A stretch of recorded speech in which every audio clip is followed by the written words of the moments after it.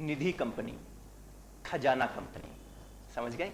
निधि company का देखो मतलब क्या है कि अगर आप एक बैंक की तरह काम करना चाहते हैं, आप खुद अपना बैंक तो नहीं खोल सकते, लेकिन बैंक की तर्ज पर ही बिजनेस शुरू करना चाहते हैं फाइनेंस का, मतलब जिसके पास एक्स्ट्रा पैसा है वो आपके पास जमा करवा जाए और जिसको पैसे की जरूरत है वो आपसे लोन ले ले, इस तरह का बिजनेस करना चाहते हैं तो कंपनीज एक्ट 2013 में निधि कंपनी आपके लिए बेस्ट ऑप्शन है।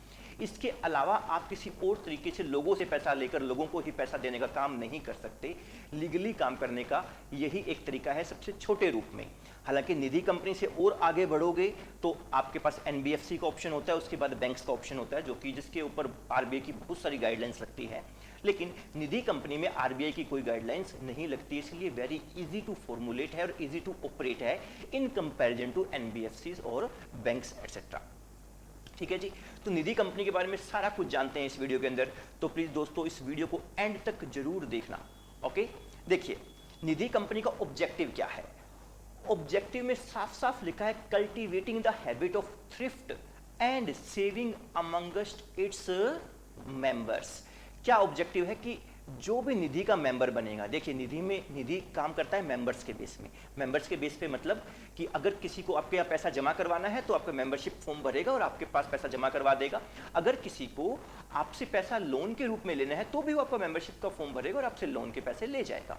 मेंबर बनाना जरूरी है अगर आप किसी को भी लोन देते हो या किसी से पैसा लेते हो तो इसका मकसद क्या है कि सभी लोगों के बीच में सेविंग को प्रमोट करो, कि आप लोग बचाओ पैसा, किफायत को प्रमोट करो। थ्रिफ्ट मतलब किफायती एटीट्यूड को डेवलप करना है, सेविंग वाले एटीट्यूड को डेवलप करना है, ये निधि का मेन ऑब्जेक्टिव होना चाहिए। ठीक है जी। दूसरा, रिक्वायरमेंट्स क्या है निधि कंपनी की। देखिए निधि कंपनी एक प्राइवेट लिमिटेड कंपनी नहीं है, निधि कंपनी एक पब्लिक लिमिटेड कंपनी है और जो इसकी मिनिमम पेड अप कैपिटल है वो 5 लाख होनी चाहिए। हालांकि नेट ऑन फंड की रिक्वायरमेंट टोटल 10 लाख है, लेकिन अभी आप पेड अप कैपिटल के हिसाब से देखा जाए तो 5 लाख की मिनिमम पेड अप कैपिटल होनी चाहिए। और इसके अलावा जो आपका नाम होगा, आपके नाम में निधि लिमिटेड वर्ड होना जरूरी है। वर्ड क्या होना जरूरी है? निधि लिमिटेड। निधि लिमिटेड वर्ड आपके नाम के अंदर लगा होगा। जैसे आपने नाम रखा मैकफिन निधि लिमिटेड या पिक मनी निधि लिमिटेड, तो निधि लिमिटेड वर्ड होना जरूरी है। पब्लिक लिमिटेड कंपनी होने के नाते मिनिमम 7 शेयर होल्डर्स होने जरूरी है। 7 शेयर होल्डर्स होने जरूरी है और उन्हीं 7 शेयर होल्डर के अंदर से मिनिमम 3 डायरेक्टर्स भी अपॉइंट कर लीजिएगा। 3 डायरेक्टर्स भी अपॉइंट करने जरूरी है, ये भी एक रिक्वायरमेंट है। ठीक है जी। अब जैसे आपने निधि कंपनी बना ली, निधि कंपनी बनाने के बाद में आपके ऊपर कौन कौन सी रिक्वायरमेंट्स लगती है। सबसे पहली रिक्वायरमेंट तो ये है कि भाई 1 साल के अंदर अंदर 200 मेंबर का टारगेट अचीव कर लेना, मतलब 200 खाते खुल जाने चाहिए। देखो मेंबर का मतलब अकाउंट खोलने से है, 200 अकाउंट खुल जाने चाहिए, चाहे वो लैंडर्स के हो चाहे वो डिपॉजिटर्स के हो। भी कहने का मतलब चाहे कोई आपसे लोन लेने आया तो वो भी आपका मेंबर बनेगा, उसका भी खाता खोलोगे आप, कोई आपके पास पैसा जमा करवाने आए तो भी आप उसका खाता खोलोगे। ठीक है, तो ऐसे कुल मिलाकर 200 मेंबर होने जरूरी है। अमाउंट जितनी मर्जी हो, चाहे कोई आपके पास 10,000 रुपया जमा कराए, चाहे कोई आपके पास 1 लाख जमा करवाए, चाहे कोई आपसे 50,000 रुपये का लोन ले, चाहे वो कोई आपसे 5 लाख का लोन ले, मेंबर तो बनेगा। नंबर ऑफ मेंबर गिने जाएंगे, 200 होने जरूरी है 1 साल के अंदर अंदर। हालांकि अगर 1 साल के अंदर अंदर 200 मेंबर नहीं होते तो आपके पास ऑप्शन होता है, आप टाइम रहते आप आगे एप्लीकेशन दे दीजिए, आपको 1 साल और मिल जाता है फर्दर। ठीक है जी। उसके बाद में और क्या रिक्वायरमेंट है कि आपके नेट ओन्ड फंड्स 10 लाख रुपए या उससे ज्यादा होने चाहिए। 5 लाख की कैपिटल आपको बता दी और साल के अंदर अंदर आप अपना नेट ओन्ड फंड्स 10 लाख तक लेके जाइए, मतलब खुद का पैसा प्लस प्रॉफिट्स वगैरह मिलाकर 10 लाख का टारगेट अचीव करना है। और जितने आपके खुद के फंड्स हैं आप उससे 20 गुना तक ज्यादा लोगों से पैसा डिपॉजिट के रूप में ले सकते हैं। नहीं समझे? जैसे मान लो आपने खुद का पैसा लगाया, आप 7 शेयर होल्डर थे, 7 लोगों ने मिलकर कंपनी बनाई और 7 ने मिलकर मान लो 10 लाख रुपया लगा दिया।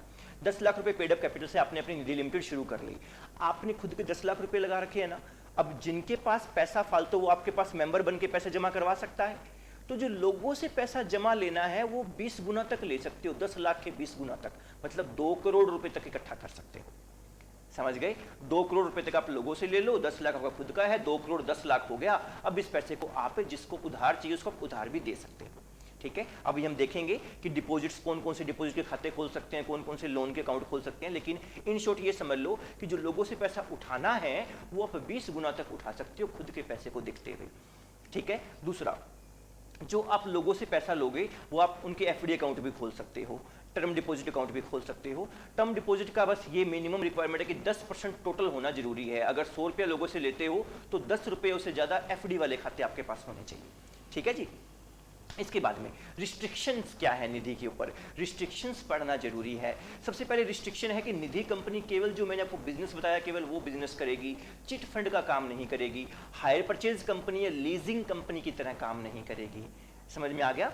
हायर परचेज कंपनी होती है जो व्हीकल फाइनेंस करती है, व्हीकल फाइनेंस के तरीके से आप काम नहीं करोगे। दूसरा, निधि लिमिटेड केवल इक्विटी शेयर्स इशू कर सकती है अपने शेयर होल्डर को, प्रेफरेंस शेयर इशू नहीं कर सकती और पब्लिक में डिबेंचर्स वगैरह भी इशू नहीं कर सकती। ठीक है, इसके अलावा important to note, Nidhi company अपने पास करंट अकाउंट ओपन नहीं करवा सकती। आपने लोगों से पैसा लेना तो है, आप करंट अकाउंट ओपन नहीं कर सकते। मतलब फिर कौन से खाते ओपन कर सकते हो? आप सेविंग अकाउंट ओपन कर सकते हो, आपके पास आरडी अकाउंट खोला जा सकता है, आपके पास एफडी अकाउंट खोला जा सकता है। किसी को भी आपके पास पैसे जमा करवाने हैं तो आप निधि के पास वो आए और सेविंग अकाउंट खुलवा ले या आरडी खुलवा ले या फिर एफडी अकाउंट खुलवा ले, लेकिन करंट अकाउंट ओपन नहीं हो सकता। और इसके अलावा अगर, ये मैं आपको पहले भी बता चुका हूं, किसी को भी पैसा आपसे उधार लेना है या आपके पास जमा करवाना है, मेंबर बनना जरूरी है। विदाउट मेंबर बने ना तो पैसा डिपॉजिट करवा सकता, ना ही आपसे वो उधार ले सकता।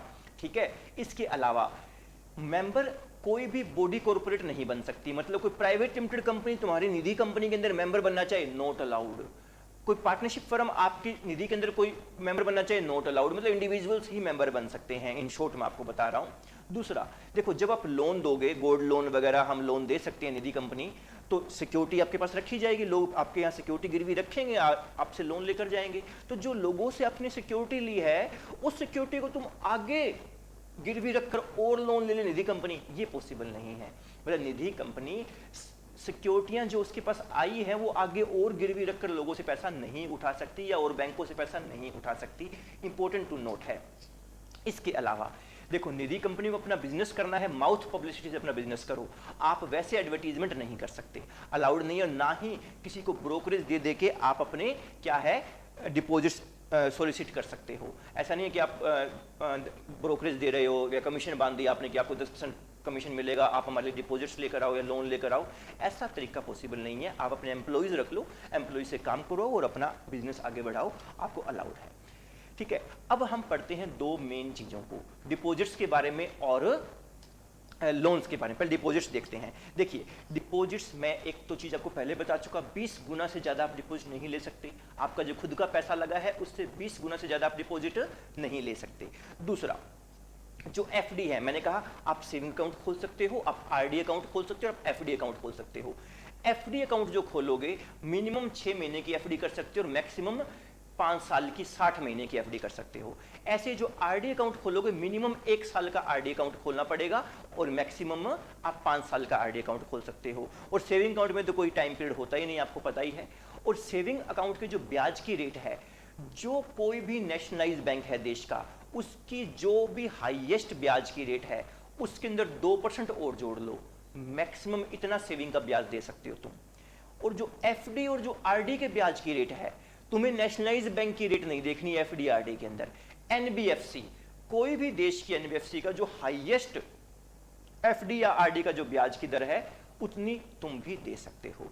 ठीक है, उतना निधि कंपनी भी दे सकती है। तो ये डिपॉजिट्स के रूल मैंने आपको, बेसिक रूल्स आपको बताए। इसके अलावा लोन्स की अगर बात करें, देखो लोन्स आमतौर पे आपको कौन कौन से अलाउड है देख लो। एक तो गोल्ड लोन अलाउड है।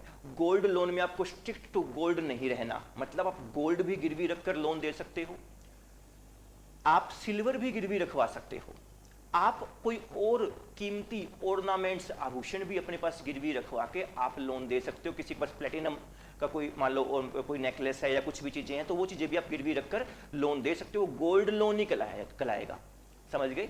दूसरा, आप लोगों से प्रॉपर्टी रखकर भी उसको लोन दे सकते हो। लैप जिसको हम बोलते हैं लोन अगेंस्ट प्रॉपर्टी, वो भी निधि कंपनी लोन दे सकती है।